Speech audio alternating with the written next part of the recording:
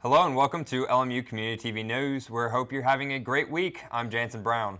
And I'm Peyton McDaniel, and these are the stories that we have for you today.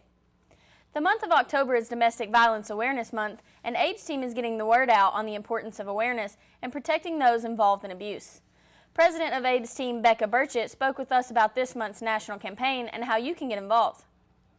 Well, AID's team is a student-led peer support group for domestic violence, and we try to create awareness of it on campus for any student that may be in a tough situation involving domestic violence, so that we can make our presence known as peer support for other students on campus. So if they're in that type of situation, that they know who they can come to gain support and take the next steps to be proactive about the situation. So October is Domestic Violence Awareness Month, and we've had one function already at the volleyball game. Last week we did a t-shirt drive to collect t-shirts for What's Behind Me, and then we also had students decorate pink t-shirts in support of anyone on campus that has been in a domestic violence situation. And we've had really good outcome from that. We have about 11 pink t-shirts from people at the volleyball game that came out and supported us. And then this week they will hang up in front of the cafeteria, and it'll be a representation of how our school is kind of united in this and standing together support other students. On Wednesday we had this awesome documentary that was just put on Netflix, September 24th I believe it was released. It's called Audrey and Daisy, and it's a real life account of two girls who were in a domestic violence situation, and it's their story. It's on Wednesday night in the Student Center at 7 o'clock. It's a real life event. It's not something that's facts and figures, and it's just not numbers thrown at you. It's real life. It's something that happened to two girls, and it's a great way for students to understand real world situations. And I think it would be an awesome event for people to come out and not only show support for fellow students, but also to gain awareness yourself and understand what could happen and situations that statistically a lot of our students are going to be in sometime during their college career. Don't forget to be a part of the screening Audrey and Daisy, the newly released documentary about sexual assault, this Wednesday night. The documentary is being presented by AID's team inside the Student Center Lounge at 7, so come out and show your support for this important cause. Getting an annual flu vaccine is the first and best way to protect yourself and your family from the flu. The more people who get vaccinated, the more people will be protected from the flu, including older people, very young children, pregnant women, and people with certain health conditions who are more vulnerable to serious flu complications. Melissa Day, Assistant Professor of Physician Assistant Studies at the DeBusk College of Osteopathic Medicine, tells us more about the importance of the flu season vaccination this season. It's that time of year again. It's time to get the flu shot. So the flu is a virus that is contacted through the air that we breathe in through respiratory droplets.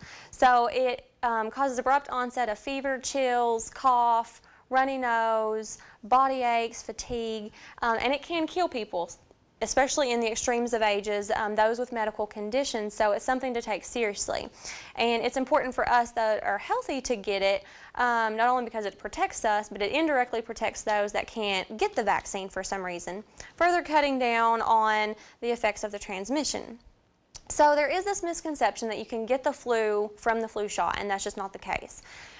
Usually what happens is it takes a little while for your body to develop immunity to it, and you'll contact that virus kind of in the midst of that, or you've already had it in you prior to that. And so people connect that to when they do get the flu. And then also, you can develop a mild reaction to the vaccine that is flu-like, and so people misconceive that as being the flu also. Nothing is 100% guaranteed. If you do happen to get the flu after you get the flu vaccine, it's still worth it because the vaccine will still cut down on the severity and the duration of your symptoms. So it will lessen all of that. And then also good hygiene, covering your cough, covering your sneeze, washing your hands, wearing a mask while you're out in public will also help cut down on that. So get protected, help protect others, and get your flu shot this year. Other important information regarding the flu this season. Only injectable flu shots are recommended this season. Flu vaccines have been updated to better match circulating viruses. There will be some new vaccines on the market. The recommendations for vaccination of people with egg allergies have changed. If you would like more information, you can log on to cdc.gov/flu. Last Friday marked the first conference for the Center for Animal Health in Appalachia at the DeBusk Veterinary Teaching Center in Harrogate and Lee County, Virginia. The conference was the first of an annual conference that will be held to discuss animal and public health issues in Appalachia that is scheduled to be held each October. We have created at the Veterinary Medicine Center this organization called the Center for Animal Health in Appalachia, CAHA. And as its inaugural event, we had a conference last week and brought in many dignitaries, individuals who are very much involved in animal health and in the veterinary medicine arena. And I think there were a couple of things that were very important about this event. The first is it was a tremendous success. We had the right people here, and they got to see the first-class facilities that we have in place for veterinary medicine. And for them, it was truly an impressive opportunity.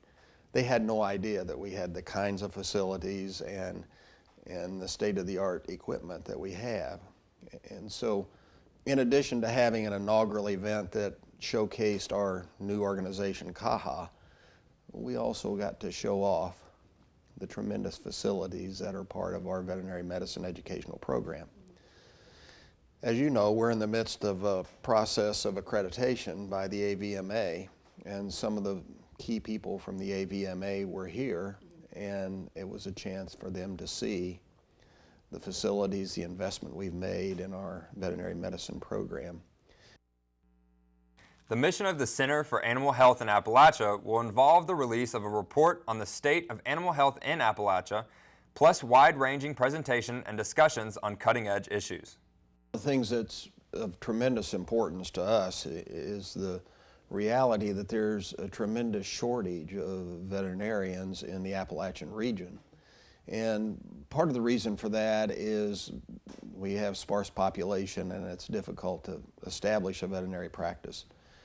And what we demonstrated was the success of rural veterinary practices, especially if there are opportunities for veterinarians to participate in the community in other ways. And so I think that was very helpful.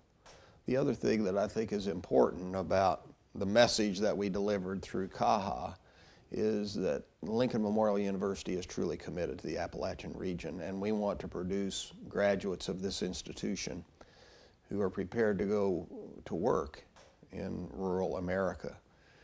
And so not only will we have people who understand what veterinary medicine is about, but they'll go out prepared to be leaders in rural America. And I think that's essential for the success of anybody who graduates from a program like this. The goal is to inform and pull together innovative ideas to help the veterinary profession, human health care, government, and higher education better meet the acute needs and the people and animals of Appalachia. Lincoln Memorial University hosted its annual FAFSA Frenzy over the weekend, giving students and families the opportunity to get familiar with the free application for federal student aid.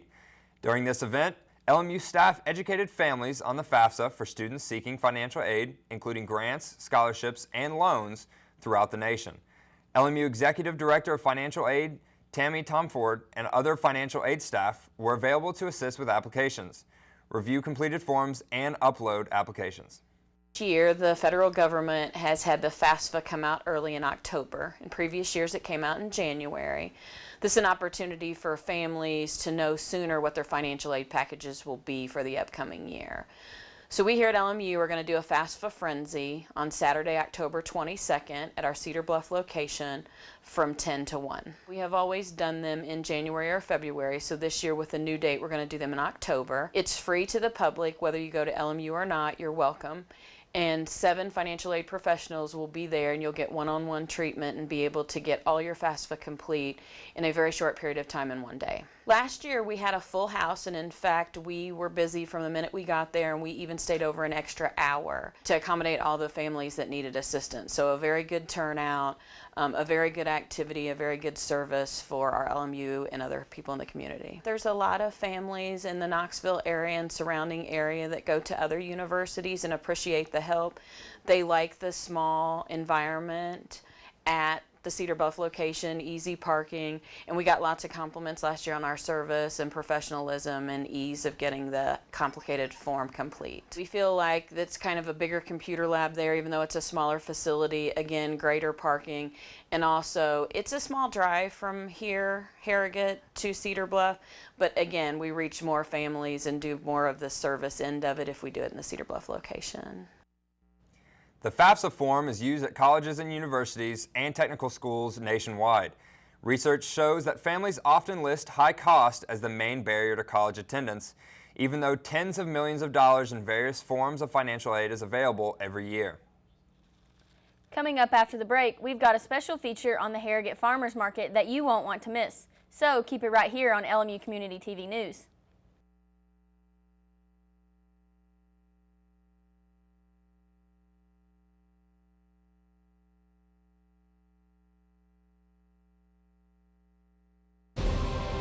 College. It can seem a million miles away. But what if you could get help with your tuition expenses? Get help filling out all those applications and finding a major that fits. All of a sudden, the impossible becomes possible. Visit collegefortn.org today. College. You can get there from here. I already knew that I was going to go to college, from a young age. I definitely want to major in political science. After that, I'm going to get my law degree. Then I'm going to come back to Detroit, boost the economy, become the mayor or something, try to make the situation better for other people. I feel like I owe it to the city. I'm determined. It's going to happen. My name is Justin, and I am your dividend.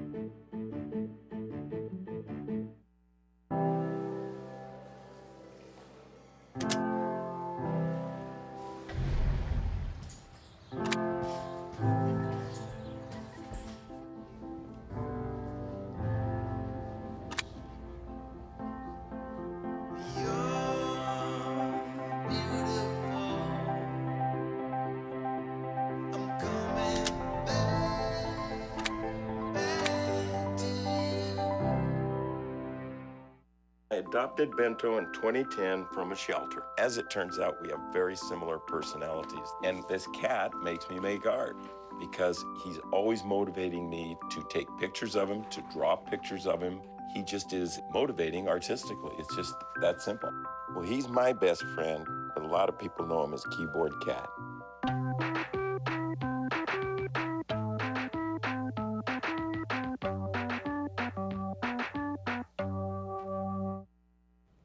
Every Tuesday and Thursday in the parking lot of First Century Bank and Harrogate United Methodist Church is a popular spot for local shoppers and farmers in the community. To give us more insight into what goes into the Harrogate Farmers Market, here is Tyler Rowlett and Petula Ford. The Harrogate Farmers Market brings farmers in the community together.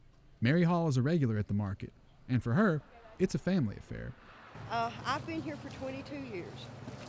Yeah, and we've always done it as a family thing, myself and my daughter and my granddaughter. Mary hopes future generations will keep the century-long tradition of the farmers market going. A lot of people come, a lot of people go.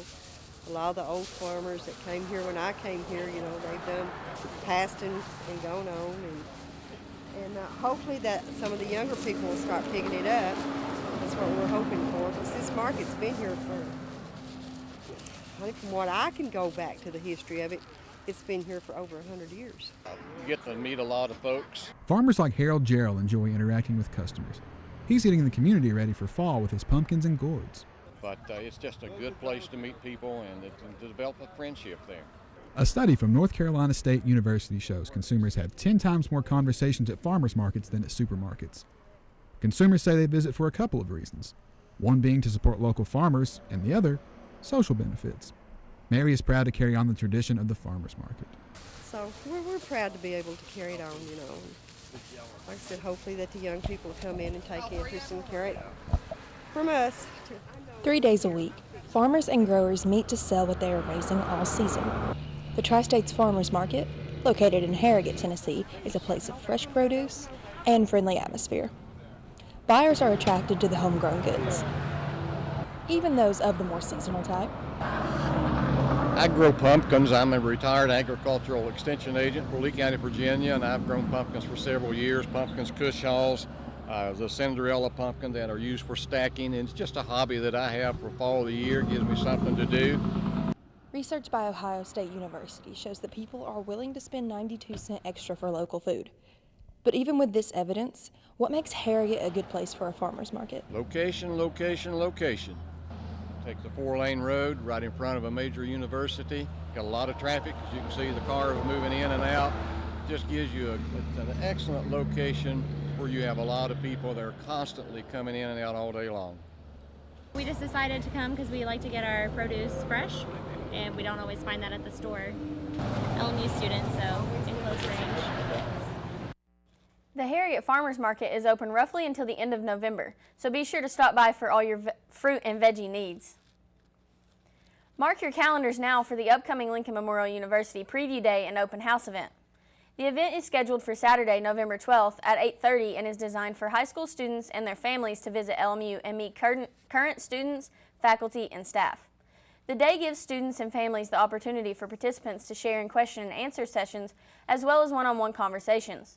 Lunch will be provided in the LMU dining hall, giving those in attendance the traditional lunchtime experience in the relaxed atmosphere and allows for more personal interactions between the students, faculty, and staff. The day will kick off that morning inside the Hamilton Math and Science Building, room 100, and will wrap up at 3 o'clock in the afternoon. If you would like more information on Preview Day and Open House, you can call 423-869-6311 or visit the LMU website, www.lmunet.edu. Coming up this next Monday inside Tex Turner Arena, you can celebrate the Halloween season at Halloween Havoc with LMU and the Rail Splitter Athletic Department. We asked all the community to come out. We have free trick-or-treating around the arena, giveaway prizes, different things like that.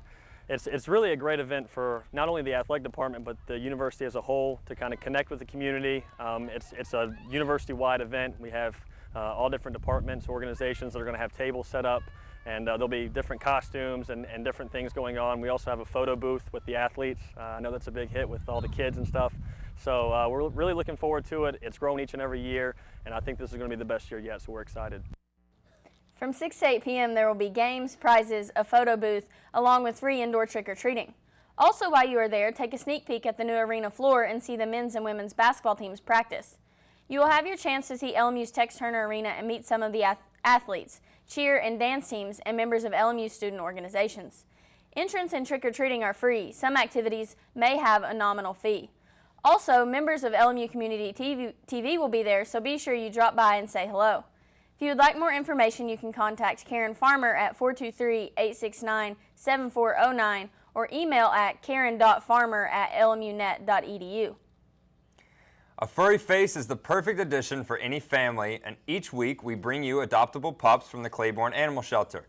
These furry faces are available for adoption at the animal shelter, so let's show off this week's Pet of the Week in hopes of finding their forever family and home.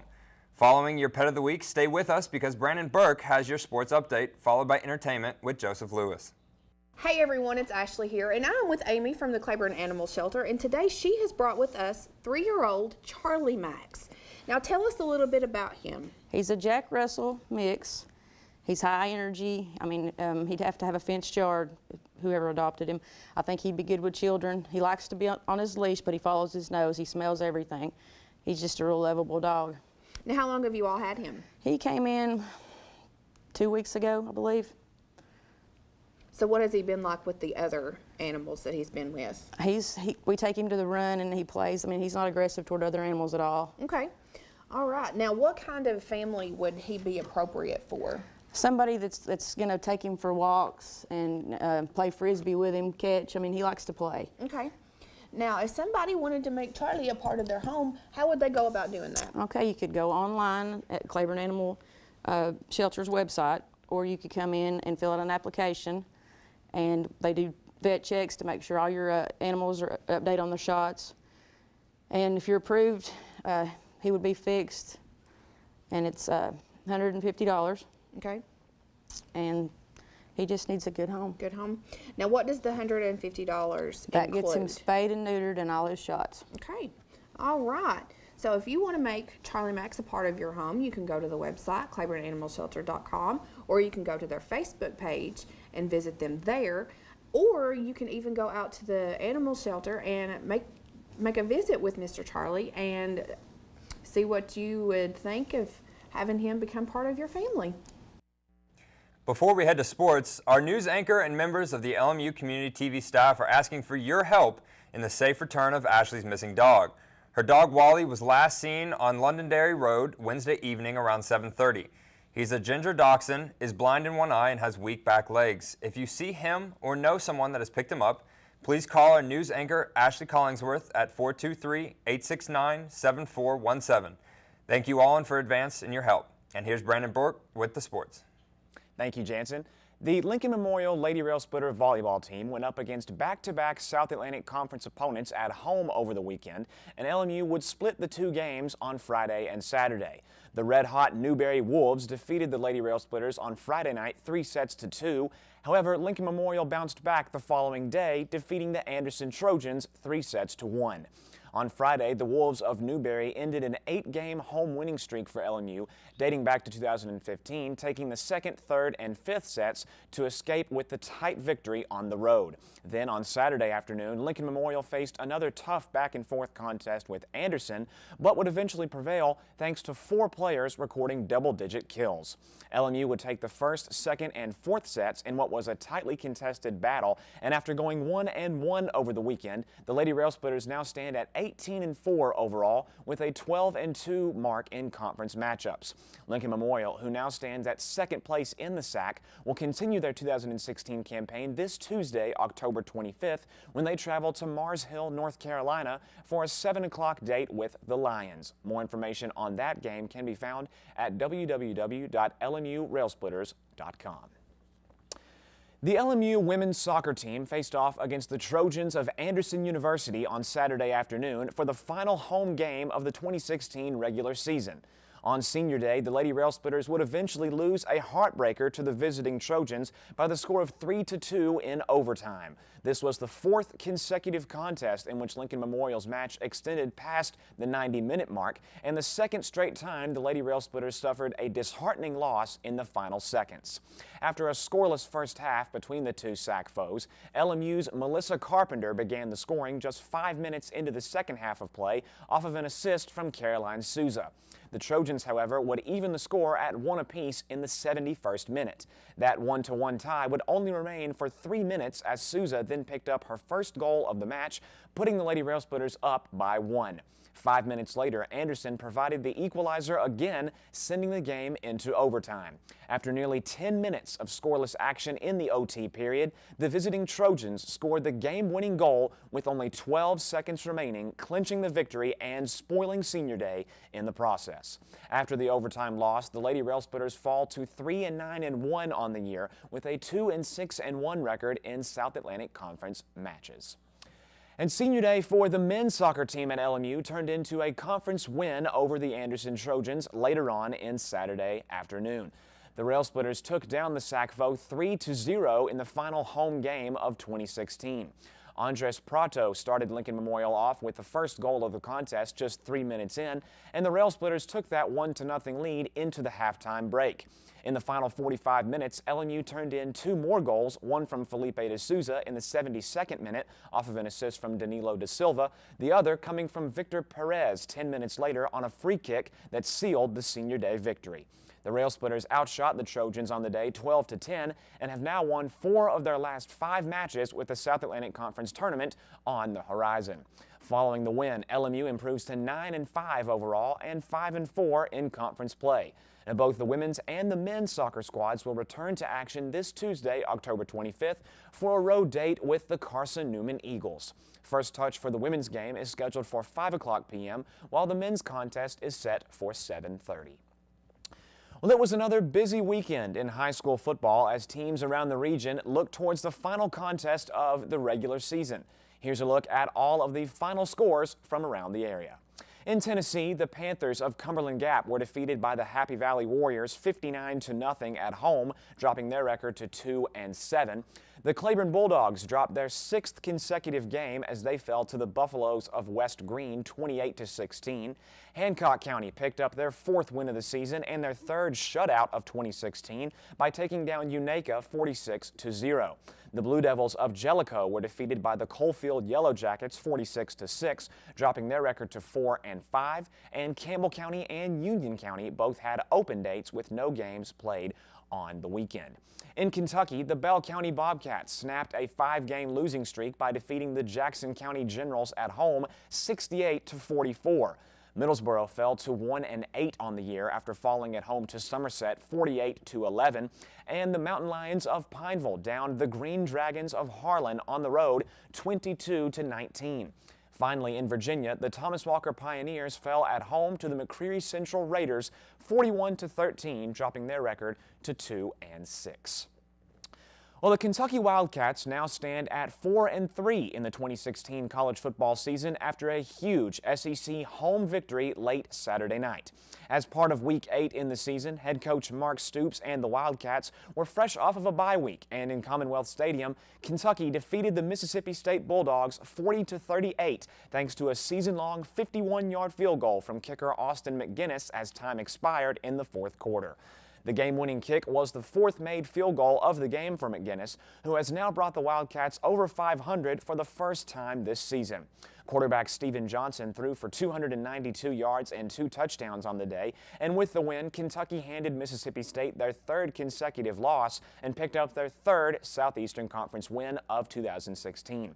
Following the win, UK will now travel to Columbia, Missouri next Saturday for another conference matchup with the Tigers. That contest will kick off at 12 p.m. on the SEC Network. The Sprint Cup Series was in Talladega, Alabama this past weekend for the Hellman's 500 and the final race in the round of 12. Only 2 drivers had clinched their spot in the next round, and the other 10 chase drivers were left worrying about the possibilities of being caught up in a wreck. Martin Truex Jr. got the start on the pole, but would blow an engine early in the race and would finish 40th. Brad Keselowski was the class of the field, leading 90 of the 188 laps, but Keselowski would also find problems with a blown engine and would finish 38th. Keselowski's teammate Joey Logano would take over as the leader and would hold off a furious charge from the field in the final laps to pick up the win and advance to the next round. Logano was followed by Brian Scott, who picked up a career-best 2nd place, Denny Hamlin, Kurt Busch, and Ricky Stenhouse Jr. Austin Dillon tied with Denny Hamlin in the points for the final chase spot, but lost on a tiebreaker. Truex Jr., Keselowski, and Chase Elliott were also eliminated from the chase. The round of 8 in the Sprint Cup chase starts next week at the Martinsville Speedway. That's all for sports over the weekend, but stay tuned as more LMU Community TV news right after this.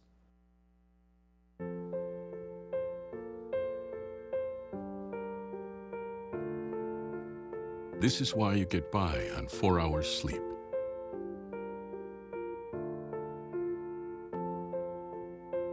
Why you took a second job.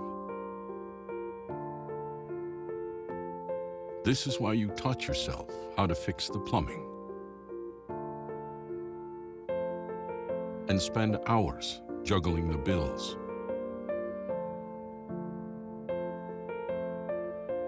This is why you'll do whatever it takes to keep your home.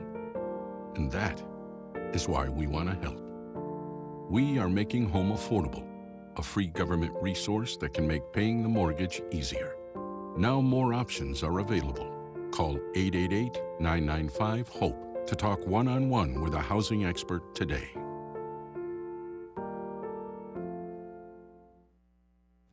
That will do it for today's edition of LMU Community TV News. I'm Peyton McDaniel. And I'm Jansen Brown. We'll be back on Thursday. Have a fantastic week.